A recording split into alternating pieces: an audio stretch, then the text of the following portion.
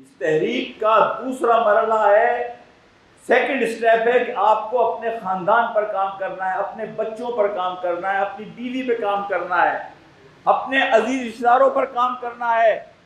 اور ہم میں سے اکثر لوگ اس معاملے میں غفلت برتتے ہیں کہ ہم اپنے بیوی بچوں پر کام کریں۔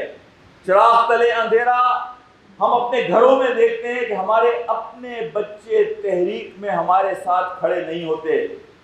اور بخدا اگر آپ کبھی بھی تجزیہ کریں گے، میں آپ کو ایک بات کہتا ہوں، میں یہ نہیں کہتا کہ 100% ایسا ہوتا ہے، لیکن اکثر آپ یہ دیکھیں گے کہ ہماری اپنی زندگی میں تضاد ہوتا ہے کہ جس کے نتیجے میں ہمارے اپنے بچے باغی ہو جاتے ہیں۔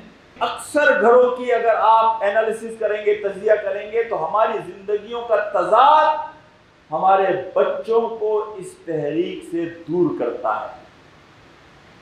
تو ہمیں اس بات پر توجہ کرنی ہے کہ ہمارے اپنے بچے بھی جس جنت کے لیے آپ اپنے آپ کو حقدار بنانا چاہتے ہیں، جس اللہ کی رضا کے لیے آپ اپنے لیے کوشش کر رہے ہیں، تیسرا مرحلہ کام کا ہے۔ پھر اب آپ کو نکلنا ہے عام انسانوں کو دعوت دینے کے لیے، انہیں منظم کرنا ہے جو آپ سے ہم خیال ہیں، اور عام انسانوں تک آپ کو پہنچ کر اس دعوت کو پہنچانا ہے۔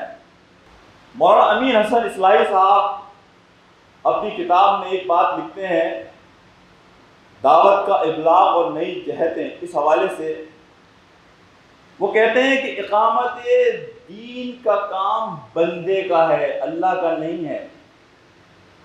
اقامت دین کا کام بندے کا ہے، اللہ یہ کام نہیں کرے گا۔ اگر اللہ کو کسی جگہ اقامت کرنی ہوتی دین کی تو اللہ کو میری اور آپ کی ضرورت نہیں تھی۔ یہ بندگی کا تقاضا ہے کہ انسان اللہ کے نظام کو، اللہ کی بات کو، اللہ کے دین کو قائم کرنے کی کوشش کرے، اور بندے ہی یہ کام کریں گے۔ بندے یہ سمجھے کہ اللہ سبحانہ و تعالیٰ اپنے دین کو کہیں غالب کر دیں گے، اللہ سبحانہ و تعالیٰ اس دین کی اقامت کر دیں گے، یہ اللہ کا کام نہیں ہے، یہ بندے کا کام ہے، یہ بندگی کا تقاضا ہے۔ مولانا مودودی رحمۃ اللہ علیہ نے جو بات روداد جماعت اسلامی میں کہی تھی کہ اگر کہیں اسلامی انقلاب لانا ہے تو اربوں انسانوں تک آپ کو پہنچنا ہوگا، کروڑوں انسانوں کو اپنا حامی بنانا ہوگا، اور لاکھوں انسانوں کو اپنا کارکن بنانا ہوگا، جب جا کے اسلامی انقلاب آئے گا۔ یہ بات مولانا نے 60 سال 70 سال پہلے کہی تھی کہ سولو فلائٹ کے لیے اکیلے ایک ہال میں بند ہو کر اپنے طور پہ تنہا اس سفر میں نکل کر آپ کہیں اسلامی انقلاب نہیں لا سکتے۔ آپ کو لوگوں کو اپنے ساتھ لے کر چلنا ہوگا، اپنے دشمنوں سے بھی کس طرح کام لیا جاتا ہے یہ سیکھنا ہوگا۔ نبی محترم صلی اللہ علیہ وسلم کے ماڈل کو دیکھیے کہ مدینہ میں آپ نے منافقین کے نام تمام صحابہ کو کیوں نہیں بتا دیے؟ تمام صحابہ کو منافقین کے نام کیوں نہیں بتائے؟ آپ مجھے سوال اپنے آپ سے پوچھئے کبھی کہ سوائے چند افراد کے کسی کو معلوم نہیں تھا کہ مدینہ میں رہنے والے منافقین کون ہیں؟ آپ نے کیوں یہ فیصلہ کیا کہ مدینہ کے یہودیوں کے ساتھ بھی معاہدہ کر کر چلنا ہے؟ اس لیے کہ جس معاشرے میں آپ رہ رہے ہیں اس معاشرے کے ہر فرد کے اندر ایک پوٹینشل ہے، جس پوٹینشل کو اسلامی انقلاب کے لیے آپ کو استعمال کرنا ہے۔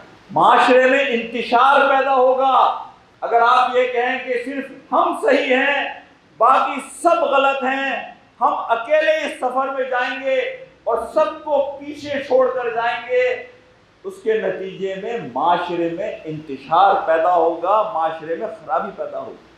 بہت کم لوگ معاشرے میں ایسے ہوتے ہیں جو 100% آپ کے ساتھ متفق ہوں۔ یہ بات کوئی بہت مشکل ہے سمجھنا۔ بے شمار لوگ ایسے ہیں جو 25% آپ کے حامی ہوں گے، 25% آپ کے حامی ہوں گے، 75% آپ کے مخالف ہوں گے۔ لیکن تحریک ہمیں یہ سکھاتی ہے کہ ہمیں ان 75% حامیوں سے بھی کس طرح سے کام لینا ہے، اس تحریک کو ایک گلدستہ بنانا ہے۔ ہمارا رول ماڈل صرف ایک ہی ہے اور وہ ہے نبی پاک صلی اللہ علیہ وسلم، اور یہی مولانا کی تعلیم ہے۔ نبی پاک صلی اللہ علیہ وسلم کے ماڈل میں یہ تھا کہ آپ کا دشمن بھی آپ کے پاس بیٹھ کر آپ کی ٹھنڈک سے اور سائے سے فائدہ اٹھاتا تھا، آپ کی خوشبو سے محظوظ ہوتا تھا، آپ کی خوشبو سے متاثر ہوئے بغیر جا نہیں سکتا تھا۔ تحریک نام ہے ان سایوں کا، اس شیڈ کا کہ جس شیڈ میں ہر فرد کو بیٹھنے کی اجازت ہو۔